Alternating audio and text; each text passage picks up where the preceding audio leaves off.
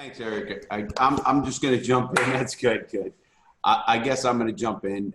Obviously, maybe hold questions until the end because there's usually a lot of questions depending on topics. I'm glad you showed me your daughter because there's levels of speaking that I do, and obviously with younger people, I would not speak a little bit harsher because some of the stories I tell can be a little rough. And I don't mean rough in a true way, but not rough for maybe a 5-year-old to hear, which is good. But today, Eric called me, everybody, and I thought I would talk about prison reintegration, the problems with prisons, and how an ex-felon can get out and either do right or do wrong, or what the failures are of our system. Because I'm a big advocate in changing our criminal justice system. You're not seeing all these protesters just for the incident with the police. I'm dealing with a case here where I live in Brevard County, Florida, where they killed a veteran at the jail, and they won't release the video. They beat him, tased him, bloodied nose, put him in a restraint chair. He had PTSD. Yes, he was there, but he didn't belong to die. He died the next day in the hospital, and there's been outrage, and the law enforcement will not release the video. And they're saying for security reasons, but they had a school in there and a TV show in the jail a week before it happened. So we need those reforms. And today I'm going to talk to you about what it takes to get a person from out of prison into a positive society, in case anybody there has a family member or a friend or somebody who made the mistake they did. And I'm going to give you a little bit of a background on myself. Eric gave me a little, but I'm going to give you the whole, actually kind of what happened. I got about 40 minutes and then we'll open it up for questions and answers. First of all, I was organized crime. I started a criminal career at about 12 years old. And when I was 12 years old, I think back at that when I speak, and I said, what do you mean 12 years old? We were doing all the little things. I was actually a bookmaker for the gangsters. I grew up in the Bronx and Brooklyn, New York. And what I mean, if anybody doesn't understand what a bookmaker is, he's a guy that takes bets on games. And back in the day, today it's in casinos. Back then it was illegal, and the bookie would take your bet and take the vig and everything else. I was actually doing that. I was a runner. You guys might understand football tickets where you put $1 on for bet 3 games, you win $5 or whatever it is. So I did that. I was actually making I'm 50. I'll be 59 years old in October, and this is early 70s. I was making $125 a week as a kid. And boy, did I see the money, and I saw the influence, and I grew up in that kind of environment. So I continued my career from petty thefts up and down the avenue, gambling games. We used to run little games, to stealing cars. I ended up getting caught, which everybody does. I ended up having 2 choices: go to jail or go to the United States military. I ended up going in the Coast Guard in 1979, August of 1979. I ended up retiring out of the Coast Guard after 7.5 years. I got hurt. I crushed my spine on a ship. I got out at 25 years old and right back into crime, right back into the old neighborhoods. Ended up becoming the biggest jewel robber in the United States. And people say, what does that mean? Well, I robbed between $15 and $18 million with organized crime. I knew John Gotti, Sammy Gravano. I knew Arizona, not far from you guys. Somebody said Arizona. Which he got a break and a half, and I knew him and knew that whole lifestyle. Of course, I didn't hurt anybody in my career physically, but when I say that, and I do make amends, that's part of what I do because I don't like what I did to people, and I put fear into them. I didn't physically hurt anybody in a robbery. In fact, the FBI who caught me, Matt Mullen, was a real good guy. He says to me, he goes, Larry, he goes, I can't find those store owners that don't like you. He goes, they all made their insurance. He goes, but the insurance companies, they don't like you. He says, because you cost them money. And I get that, and I understand, but it's not even that. It's the fear I put into people to get the robbery. So I ended up becoming the biggest jewel robber. Of course, everybody gets caught, and that's all in my book and all that. I'm not going to get into that today, but it's an open book. I ended up going to prison for 4 12-year sentences and beat a life sentence. I was going to get a life sentence for racketeering, organized crime. And I ended up beating a gun charge. I never used a gun in a crime, and I never even had a gun in a crime. I had a BB gun. And because it wasn't a firearm, they had to drop that gun charge, which took the life sentence off my case. I ended up doing 4 12-year sentences running concurrent, not consecutive. They call it running wild in the system or in law. I ended up getting enough law credits to actually be a lawyer, but I can't be a licensed lawyer because I'm a felon. So I can't take the bar. But I did law for 10 years, won a lot of cases, won a major case, even that went all the way to the Supreme Court. We won what's called certiorari in the law, and we had a case remanded back to the 11th Circuit Courts of Appeal to help somebody. So that's my legal background. While I was in prison, and I was in the toughest, I love people who say, oh, you'd rather go to the feds than the state. That's not true. They don't understand when you get to maximum security prisons, which I was at, the feds is the worst of the worst. When I say I was in a United States Penitentiary, Atlanta. We had 2,000 inmates. Out of that 2,000 inmates, 880 had life sentences, never ever getting out, ever. And it could get pretty violent. We had a murder a month for 18 months, and that's not counting overdoses, suicides, and other deaths that are unquestionable through the medical department. And so I ended up fighting some of the deaths in prisons through the law. After I went the crazy route, I thought you could beat the system a different way. I ended up using my brains instead of my brawn and ended up getting justice on a number of cases. And I fought the system because the system literally killed 3 of my friends. And because of that, I got into the helping mode of people. Continuing on, as I was getting closer to my out date, which was good, I had a date. I went in 1996, I got out in 2007. In 2004, 2005, I was sitting with guys and we keep seeing young people come to prison. And I mean 18, 19, 20 years old. Some drug crimes, some other crimes, robbery crimes. A kid who is an addict, he robs a bank, he gets 5 years in prison, and his life is turned around, which I'll get into that case in a little bit more. So 2007, when I got out of prison, how I started my program, the Reality Check program, which now Eric was telling you is recognized as the #1 program in the country. We have the highest success rate documented, not by me, independently by colleges, of a 90% success rate of young people not getting rearrested. 70% have better attitudes, 43% had better school grades, 31% had better school attendance. I didn't do that. But when I was recognized on Congress and I went to a hearing and they said to me, you know, Mr. Lawton, you must be very proud of your numbers. The first thing that came to my mind was, what's the number of the people who actually been to my program and didn't commit a crime? That's the number I'm more proud of. We know it's there, but we don't know what it is. So I ended up developing this program when I got out. But how I developed it, I get a phone call from a friend. He says, hey, Larry, I need a favor. I said, what do you want me to break somebody's legs? You know, he goes, no. He goes, I just got out of prison. Leave me alone. He goes, no. He goes, I caught my 16-year-old son smoking weed. He told me, F you, Dad, where have you ever been? I said, your son said that? I said, I'll talk to your son. He sits down. He goes, yeah. I said, I'll meet your son. I went back to my house. I have pictures. I have pictures from prison with me in prison with gang members and organized crime members and some seedy people and some normal people. So I ended up taking these pictures. I consider myself a very blessed man because you couldn't do that anymore. The timing was right. You're allowed to, you weren't, today you can't take pictures with other people in prisons. Then it was a whole different animal. I ended up, why did I send these pictures out? You know, why did I keep them? Why do I have all of these pictures? I don't know. So I ended up going to this kid's house, and the guy was a golf professional. I'm a golfer. I love golf. And I see the kid. He was 16, a big kid, but I'm a pretty big guy. I sat down next to him. I used 2 curse words. I'm not going to say them here, but you can use your imagination. I said to him, you told your father where the F he's been? Let me show you where the F I just came from.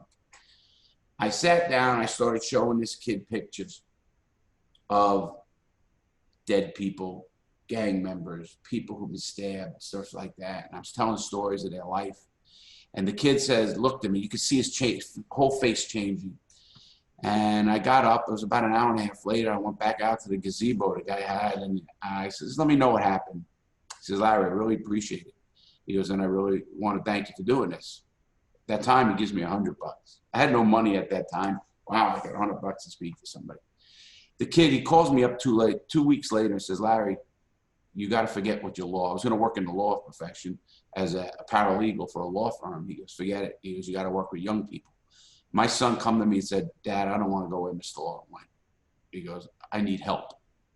Well, that was 12 years ago, a little over 12 years ago. I got out in 2007, and the kids graduated college. Matter of fact, he just got married, doing very well for himself, and he just talks about that case all the time. He goes, I didn't understand. Well, what that brought me to was my progression of getting out and how I changed, and at this topic is going to be the problems with the criminal justice system, or the prison system in particular. When I got out of prison, I'm gonna give you a quick story. I got out of prison August 24th, 2007. They give you, in prison, when you leave, they give you whatever money you have in your account and $25 what they call gate money. Well, I had about $220-something in my account, and they give you money. So I had close to $250. So early in the morning, they come get you before they even open the doors. They open the doors in prison at 6 a.m. They unlock the doors. Before that happens, they come to you and say, Lord, pack up. You're all nervous. You said your goodbyes to people the night before. You give your possessions away like they're big things. You give a cup that you drank water, or a bowl that you would microwave food with, ramen noodle soups. You'd give a towel or a pair of sneakers away like it's the biggest thing in the world, because these people have nothing in prison. So many do. So you give your stuff away at 5:30 in the morning. They come and they get you, and they bring you down to what they call R&D, receiving and discharge. So you go down there, and the first thing they do is they put you in a cell. They say, here's your clothes. Now, I didn't want anybody from my family to pick me up. I wanted to take a bus ride from, and I left Forest City, Arkansas, is the prison I was at, to Tampa, Florida, where the halfway house I was going. I wanted to take a bus, because I was on a bus numerous times, because I was on Con Air. If any of you saw the movie Con Air, I was on Con Air 16 times. That's the federal plane that takes inmates up. You're shackled in little your irons, leg irons, belly chains. It is some of the most intense stuff you can do. I used to teach the young people going on Con Air, don't eat that.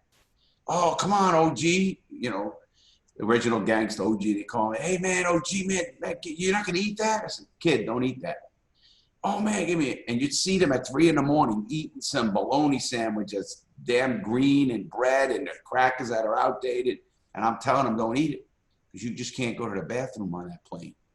They let you take a piss, but you can't go to the bathroom. How are you gonna go to the bathroom? They're not gonna unshackle you for anything. And I've seen a person die on those planes because their intestines ruptured.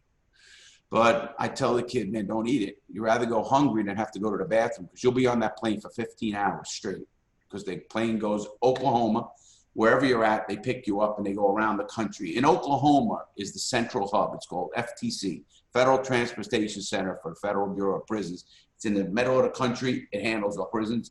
They have planes going out, federal planes, a couple of planes, and they go East Coast, West Coast every day.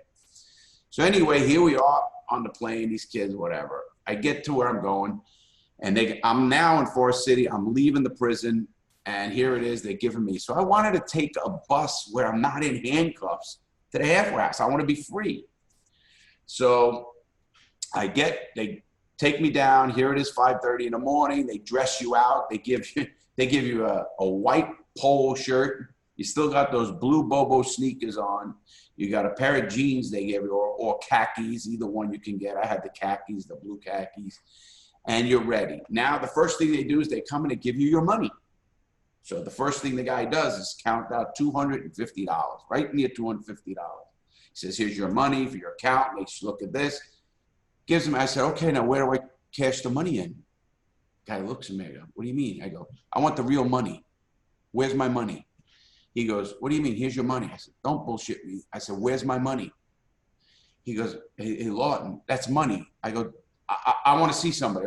You guys, now, in prison, before this incident, I was strapped down naked, beaten, and pissed on by guards when I was fighting the system. All documented by the FBI, all documented. And they ended up firing guards and firing a warden, firing a lot of things, because I was being abused for fighting the system legally.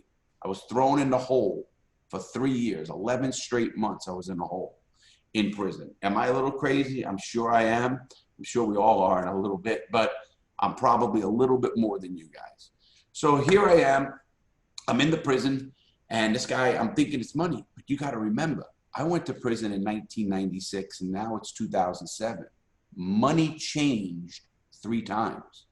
If some of the guys in this room, and I know you're a little, you're not that young, you remember money. It was totally different it is today. You take a $100 bill, it's now got the big head, it's got colors in it and all that. It didn't have that when I went to prison. So to me, it looked like Monopoly money. I thought you take what they give you and you go to a bank and get your money.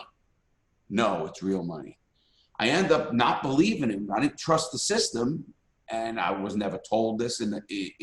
They have, I call it lip service, what they give, or they call them reintegration or training to get out, and it's such BS. So here I am.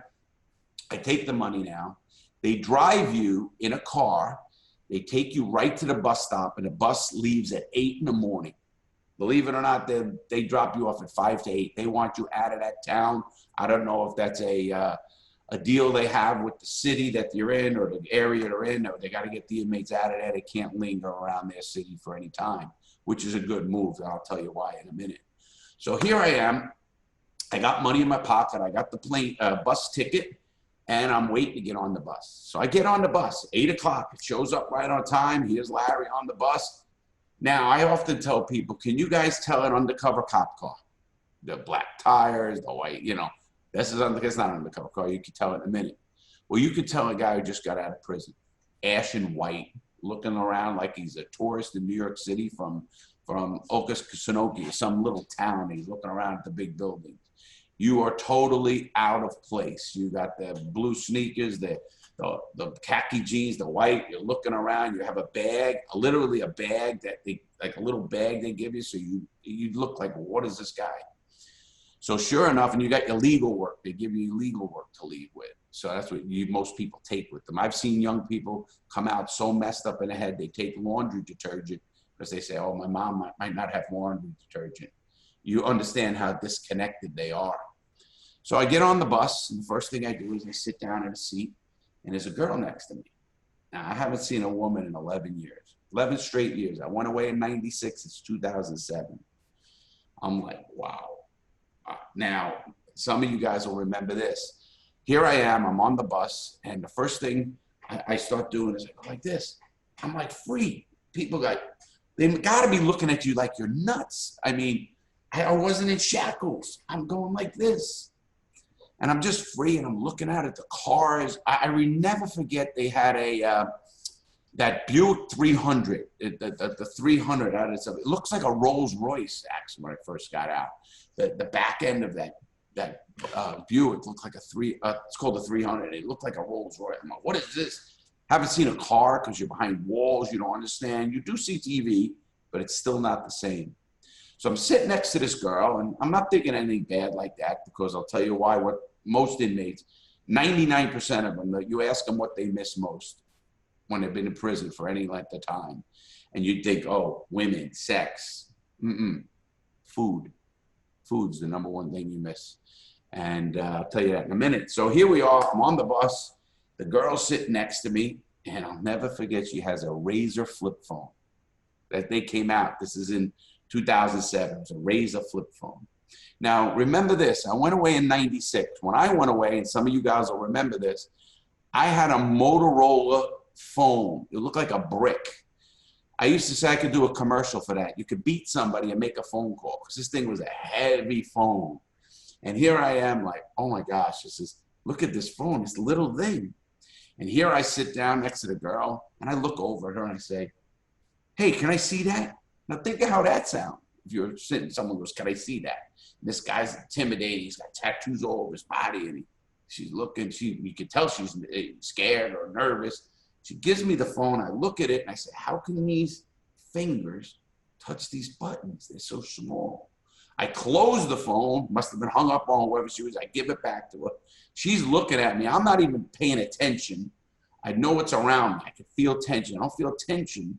And she's looking, and I'm going so happy. I'm looking at cars. I'm like, a car is the biggest thing I ever saw. And sure enough, she gets up at the next spot and moves seats. And I had my own seat for the rest of the ride. So I guess the people say, wow, this guy's a little lunatic. So then the bus driver calls on the microphone, says, all right, guys, we're pulling in for getting gas. We got 40 minutes, 40 minutes to get gas. He goes, you can get something to eat, but be back. If you're back, you miss your bus. And I'm like, 40 minutes to get gas and eat? What do we eat? Gas station. When I went to prison in 96, you bought beer, cigarettes, and a candy bar at a gas station. We pull into this gas station. There's a Subway. There's a McDonald's or some other store. And there's like a food mart. And I'm like, where am I at? I mean, you have no clue this is really what's going on. And I got money in my pocket. And what I tell you, we miss most. Hello, can anybody hear me? Hey, we're back. The last thing we heard, there's a McDonald's and a Subway at this future gas station. Yes, perfect. Okay. All right, so let me continue. Let's pick right up. Here I am. Get off. I want to get something to eat. And as I told you before, most people don't understand this. If you did any amount of time, a year in prison or more, you miss food more than you miss sex. It's just, I know people go, no way, but it's true. No matter what you tell me, anybody you ask who's been in prison for any stretch of time, ask them what they miss most, and they're going to say, man, food, I want a good meal. So anyway, I want to get a Subway. I remember that fat guy, Jared, and I said, oh man, I want to get a Subway sandwich. I got money in my pocket and I'm ready to go. And I get online and I get up there, I'm looking, I look up and I freeze. I freeze. I'm feeling people look at me. I'm getting nervous because, you know, in prison you can feel tension and I'm feeling it. And I couldn't make a choice. I ran on the bus. I sat on the bus and I was crying. I couldn't eat for the next 20 hours it took to get to Tampa. And if it wasn't for my cousin, who's a psychologist and understands reintegration, she said, I called her at one of the stops we had, and she says, Larry, go back on the bus. You could snap, you could kill somebody, you can do something because you're not comfortable. You have what they call sensory overload. I had total sensory overload. And I'll give you what happened. I couldn't make a choice. I couldn't make a choice. I couldn't buy a Subway sandwich or a cup of coffee. Because in prison, the average inmate, or you guys, the average person on the street today will make 1,500 choices in a day. 1,500. You get up, what you're gonna do, how many things, what you're gonna wear, how today, what shirt I was gonna put on, what my schedule was, what light sites, who am I gonna, I'm gonna go to Walmart to help somebody, I'm gonna do something. In prison, you make 100 choices. The average inmate makes 100 choices a day. The average person on the street makes 1,500 choices. So you can't take a person and throw him into society and just think, oh, he's gonna be great. Can't do it, and I'll get into that in a minute. So here I am on the bus. I'm literally, I couldn't function. I get to the halfway house in Tampa, 20 hours later, didn't have one thing to eat since the night before. So it's been 2 days. I literally didn't eat, didn't drink, didn't do a thing. I was a vegetable. I was a person who just got out.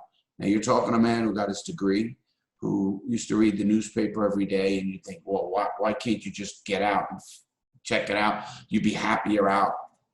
No, something clicks in your brain where it stops you from making those choices, because those choices were made for you for all those years. You didn't have to worry about what you're going to wear, what you're going to eat, where you're going to go. It's all routine. They do that. They break you down in prison, and that's what their goal is to do. So anyway, here I am. I get to the halfway house, and literally I felt okay again. I was locked up. I was back in confinement, told what to do. So here I am, going how deep this goes. The prison system and the halfway house gives you 4 hours. 4 hours to go get hygiene items at a Walgreens that was down the corner. I said, oh, great. I need hygiene, got money again. I go there, I'll never forget. I buy toothpaste, toothbrush, a floss.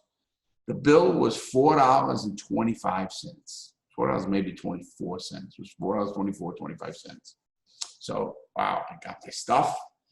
The lady gives me the bag, I give her a $5 bill. She gives me my bag, she gives me my stuff and a receipt, says, thank you. I look at her and I said, where's my change? She looks at me, she gets nervous. The guy taps me on the shoulder. I turn around and hit him. Everybody getting, what's going on? The change went down at the end of the counter. Now, I never experienced that. I had no idea that change came out of a machine, so you picked up your change. Now, was I told any of that? No. I didn't feel comfortable at all until I was incarcerated, and then I started learning. In fact, I didn't eat off a menu for 3 months. What happened was a friend of mine who I grew up with, Dennis, to this day is a great friend. He's a vice president of a company, and he buys me golf clubs. He knows I'm a love golf, and we used to golf. And buys me golf clubs, tries to help me out. And I'm at the golf course with Dennis, and every time we order something, Dennis says, he still does. He orders chicken, no cheese, no plain piece of chicken. I mean, literally, absolutely nothing. I'm a big guy. I like my mayonnaise and cucumber, whatever on it, tomato and chicken and everything, French fries, the works. Whatever Dennis ordered, I used to say, I'll take what he has. So one day, Dennis says to me, he goes, Larry, we're not leaving this table till you order. Now, the first thought of me, what do you think, I can't read?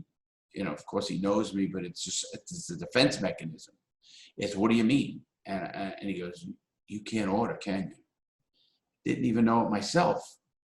And he goes, we're going to sit here until you go on that menu and you order what you want. What you want, I want you to order it. I don't care when I'm going anywhere.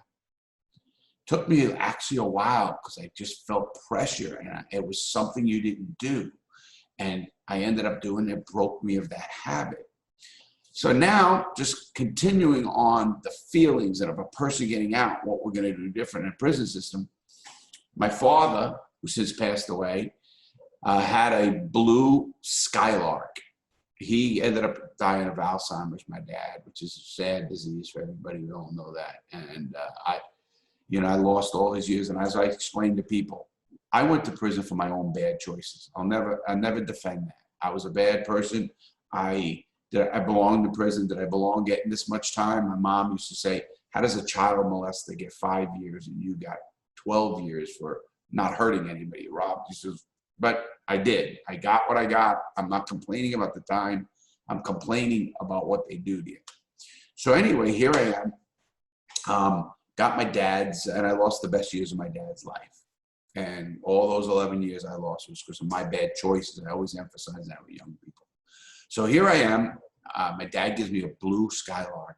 Now, Dennis, my friend again, never forget, it's in December because his birthday is December 23rd. And here it was a week before December 23rd, and we're going to golf at a place near Orlando. I'm in the Central Florida area. I live on the coast called the Space Coast near Cape Canaveral, where the Space Coast, where the rocket goes up all the time. You see it right from my backyard. So anyway, Dennis, we golf all the time. We're going to golf at this place called Harmony Golf Course, which is closer to Orlando. It's about 45 minutes from where I live. But we have a 7 a.m. tee time, which we used to do. And he says, hey, La, I knew it was his birthday. He goes, let's meet for breakfast at 5:30. We'll meet at a Denny's that's in our area, and then we'll have to drive another 40 minutes to the golf course. We'll meet at the Denny's, and we'll go. So I said, definitely. So here I am up at 4:30 in the morning. I said, let me go to Walmart and get Dennis a card. Just give him a card and surprise him with a birthday card. So I pull out of my house. I go to a place, Palm Bay Road. I pull up to the light. All of a sudden, a cop car pulls up right in front of me on the road, the main road. Lights are flashing. Points at me, goes, there's a 7-Eleven right next to where the light is. Pull in there. And I'm like, what did I do? I'm freaking out. Now, this is in December. I just got out in August. So I'm not of my right mind, actually. I pull in, I get in there, and all of a sudden another cop car comes up. Lights are on. And I'm going, what's going on? I didn't do anything wrong. Another cop car pulls up. My brain is thinking, what do I do? Oh, I didn't do anything, but what do I do? Do I run? I don't trust authority. I had issues with authority, not just as a regular person, like a lot of people sometimes today. So, and I'm freaking out. A fourth car pulls up. Here's the cop car pulls up. Guy comes up, asks my license registration, goes back. Now I know they know who I am. They ran the plate. It's legal. Everything's good. I get out of that car. I don't get out of the car. They come back. I'm sitting there. My brain is going 1,000 miles an hour. What to do? I'm not going back to prison. I'm not going back to that hellhole. Fight for your life. Do everything. I'm not going back. I didn't do anything wrong. Why am I here? I'm wondering, am I going to get framed? I don't trust things. Your brain is just going 1,000 miles an hour. Sure enough, another cop car pulls up, the fifth cop car. And a person with a civilian comes up to the window, and there's cops on the other side. And the lady it was a guy who looks in the window and he goes, it's not him. Apparently, the 7-Eleven down the other end of the road was robbed, I guess, by a car looked like mine. And I'm out here, and I often to this day think about what would have happened if the guy who robbed that store was a bald-headed guy and had a goatee. What if the guy said, I'm not sure. And what would have happened then? What would have I did? I really don't know what I would have done. That's how bad my feelings were and how messed up my head was. I don't know what I would have done. And who's going to believe a guy's going to a golf course at 4:30 in the morning to the, I don't care. Are they going to believe that? I don't even know. And I'm thinking to myself now, what I do for a living is how I train police officers. I actually train cops. I train authorities, prison systems, people coming in and out of prison, or what to do, how to help a person. So let's get back to the prison system and back to the main thing. I just showed you how bad a person's mind is messed up. I consider myself a pretty intelligent guy. I got a high IQ, read, educated. My family's an average middle-class family. What does the regular person do when he, or even the lower income or a person of no means and no family, what do they do when they get out of prison? They don't have a shot. We have a recidivism rate that's off the charts. If you leave prison from what they call confinement or the hole or the SHU, special housing unit, you have a 70% chance of going back to prison within the first 3 years. 70%, or 2 years, it's 2 years. 70% you're going to go back if you leave from confinement. If you don't leave confinement, the numbers are around 30% that you're going to go. So 3 out of 10 are going back to prison. So how do we fix that? What's the problems with the prison system? Obviously, I can go at a deeper level of the prison system. Who should be incarcerated? Who should not be incarcerated? Should low-level drug offenders be incarcerated? Absolutely not. Should violent offenders who are threatened? Absolutely. I often tell people I'm not by any stretch a liberal that's sitting here saying, oh, let these people out. No, I'm a very middle-of-the-road guy. I'm a social liberal, fiscal conservative. But there are people in prison I never want to see get out of prison, ever, ever. They would cut your head off. They're the psychopaths. They're people that belong in prison. It's a shame they put those people with people they try to rehabilitate, but they don't even try to rehabilitate. You know, all the studies I've done, and I'm on a couple of committees for a lot of organizations, our prison system is really one of the worst in the free world. And when I say free world, I'm not talking about third world country. I'm talking about France, Germany, Italy, Canada. Those countries have humanitarian prisons with rehabilitation as their core mantra to get persons rehabilitated. Germany is one of the best in the world. And people say, are they soft? No. Their crime rate is lower, and their recidivism rate is 3 times less than the United States. 3 times. So what are we doing wrong? What is the United States doing wrong? Are we treating all people, first of all, do we treat people with respect? No. Do we pay guards? No. Do we hire people who have the wrong intentions? And it goes into law enforcement. I can get into this, and I've done it many times in this kind of environment by talking about what's wrong with law enforcement. Same thing as what's wrong with the prison system. It's a lack of training and a lack of hiring.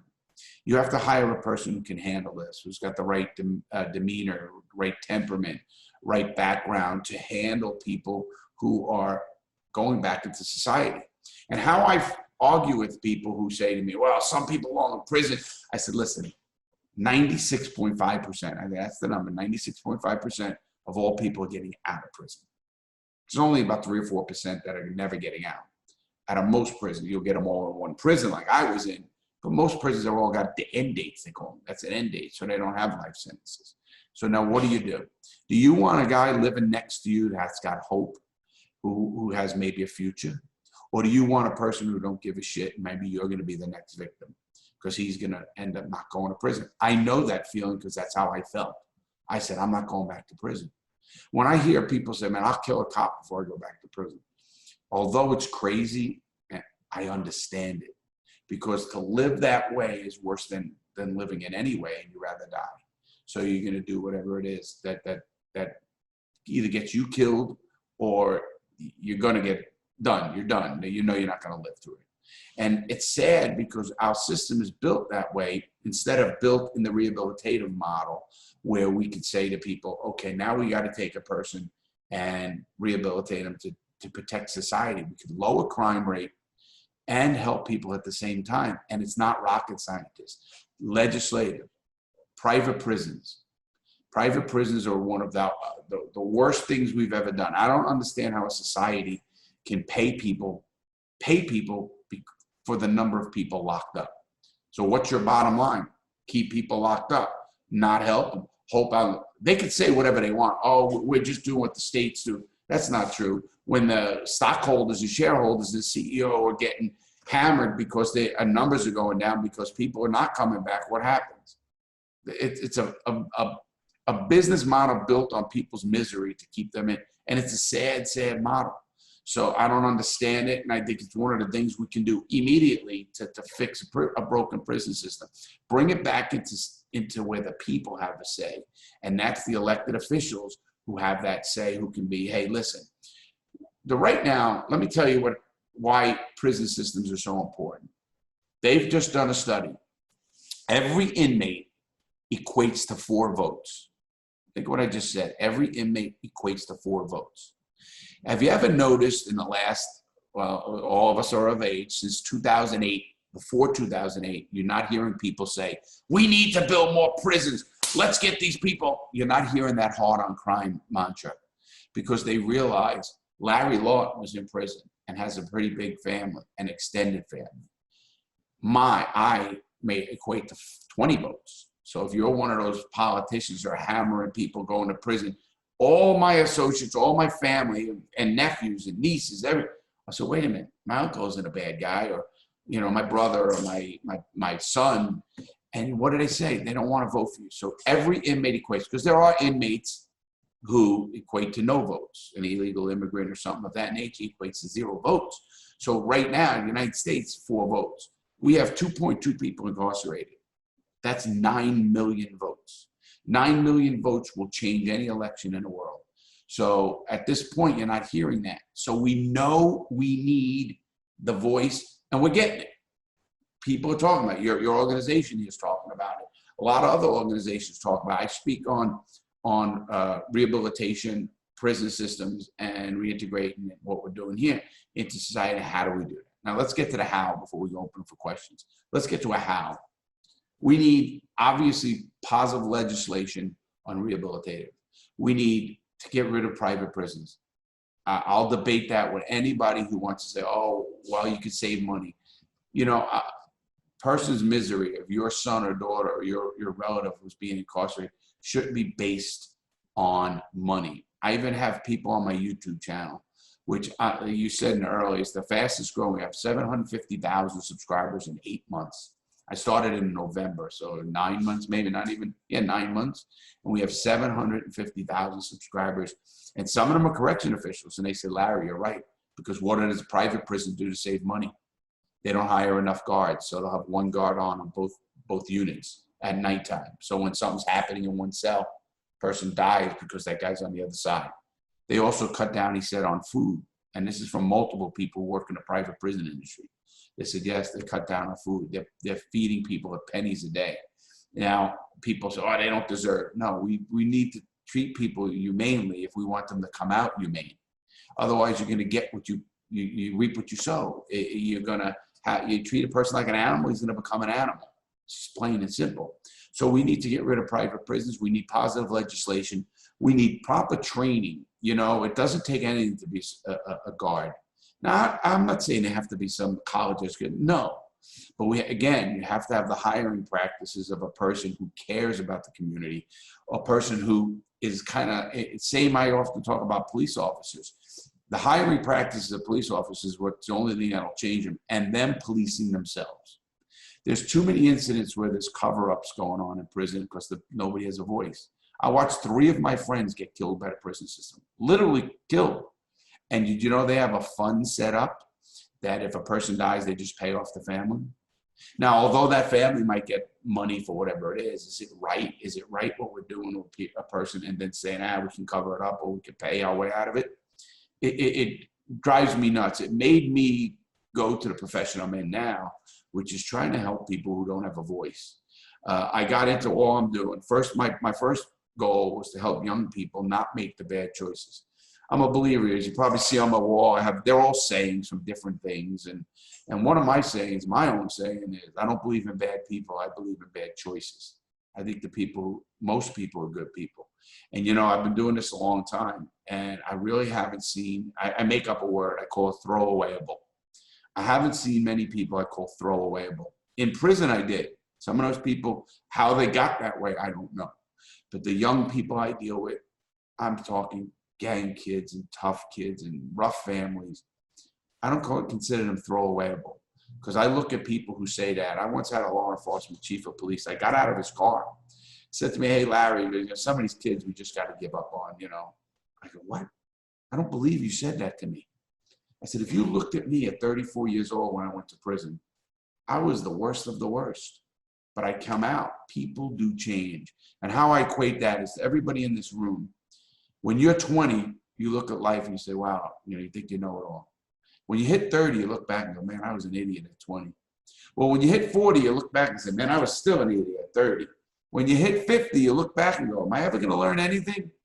I'm coming up on 60, and I'm saying, man, I'm learning every day. I learn a lot about the people, the system, and what we're doing. So people change. You know, it drives me nuts when politicians say, oh, he said this 30 years ago. Do you really give a shit? If his brain didn't change, I'm more worried about that than I'm worried about a person changing his views, because I hope life experience helps people change views. And in that regard, I look at what we need to do. So we need the training, we need legislation to get rid of private prisons altogether, totally, because that's one of the big things, because money can't be a driver of what we do to our own people, cannot. Training on people, so we need that legislation. And more funding. You know, everyone says, let's cut back. I know it's a world of funding. But you know, if you save more crime, you could take the money of the recidivism rate. It costs approximately, now there's numbers go all over the board, approximately $28,000 is the average number most people use per year per inmate. If you took one inmate and the average sentence is 48 months, 4 years. So if you took a little under that, so if you took that number and you saved one person from not going to prison, you save over $100,000, one person.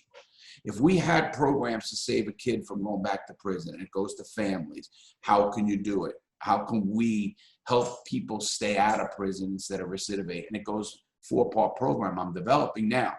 One is we have to talk to the private groups, the churches, the halfway houses, and those institutions have to be on the same page.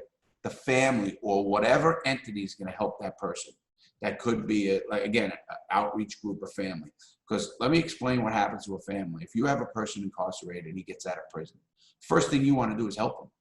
You might grab the remote control and say to him, come here, let me show you this channel. This is great. You know the first thing in his brain he's thinking? What do you think? I'm an idiot. I can't figure this out. I'm this. And he's already, because he's just been repressed for X amount of years. And now you're taking over. Instead of letting him understand how to work it, going slow. The turtle wins the race in this, not the speed. We want to get this guy the right way, not just throw him in there and then all of a sudden he's out in the street and something happens behind him like it almost did to me and he does something crazy.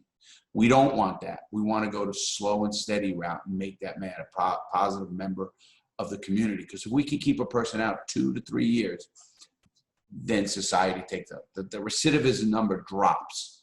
It drops dramatically after 2 years if you can stay out of prison for 2 years. And once you can do that, the numbers are a lot manageable.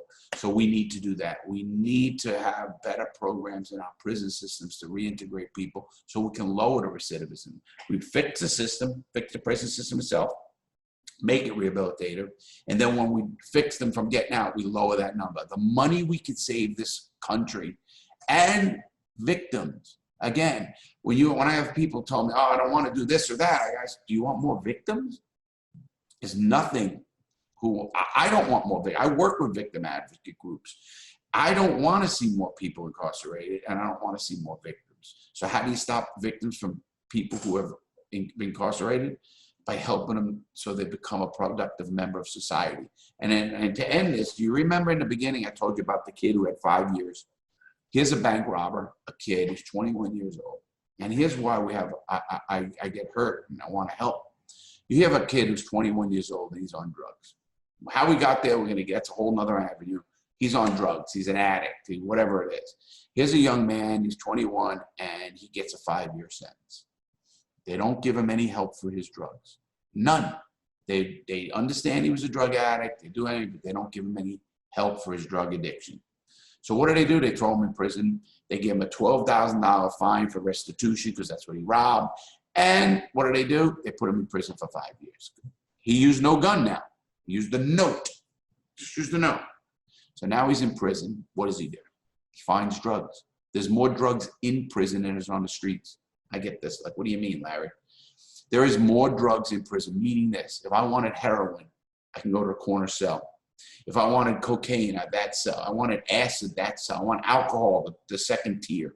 Whatever I want, it's within 100 feet of me with credit. Now, if you wanted heroin in my neighborhood right here, I don't know where to get it, but I'm sure it's not right in front of my door. I'm sure it's somewhere out there. So now you take this 21-year-old kid who's got an addiction. We did not help him at all, and he gets to prison. So what does he do? Does drugs. Now what does he do? The prison catches him because they give urinalysis. They give a pee test. So he pees tests, he pees positive. What do? They put him in the hole. Now they give him 30 days in the hole. And what do? They take away his visits. So any kind of stability he had with any family member he can't get. They take away his phone privileges. Now, maybe the kid was in contact with a construction guy who wanted to help the kid get a job when he got out because he liked him and he wanted to help him. Now he's got no contact with that guy. Who does he got contact with? Gang members, drug dealers, all the people. Now this young man maybe survives 5 years without getting HIV, which is very high in prison, hepatitis, which is very high in prison. Maybe he gets out without a disease, but he gets out and he didn't get killed. Because in prison, he's now with a gang. And he's in that gang, and if he sits in the wrong table, he'll get killed. So now the young kid gets out of prison. So what do? You got to pay that $12,000 back. Now this kid's under the gun to pay the $12,000 restitution. No rights, nothing.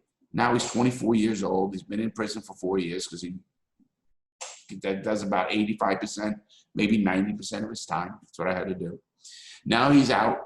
He's still an addict. But now he's not scared of the system. He knows how to survive that system. He was just in that system. We never helped that young man. And now we've sat on him with $12,000 debt. Let's just say, for positive sake, he makes it. He gets out of the gang. He can't make it. What did we just teach him? He now gets a job where he's in lawn service or something of that nature. And what does he do? He gets cash jobs so we don't have to pay taxes. You don't have to report it. So all we did was take a kid and we taught him how a different way to go. And also, he's not a productive member of society where he's actually putting into society. I was on a TV show with the Lieutenant Governor of Florida, a very good guy, Jeff Cockham. He said, Larry, your program's so positive because you don't realize when we keep people out of jail, not only are you helping the victims, and the prison system is lower. If they become a productive member of society, what do? They rent a place, they buy from your local grocery store, they buy gas, they buy a vehicle, whatever they do, it's a productive member of society. But when we saddle them with the debt that that bank already wrote off, and all of a sudden you're just giving it to this kid because we can do that, and don't help his drug problem, where are we at as a society? We're on a cycle of you're not going to get that kid. That kid's either going to turn out to be a really dangerous person and hurt somebody and not care about going to prison, or do we want the guy that has that hope, has that positive outlook and stuff of that nature? So those are the things we need as a society to fix the prison system.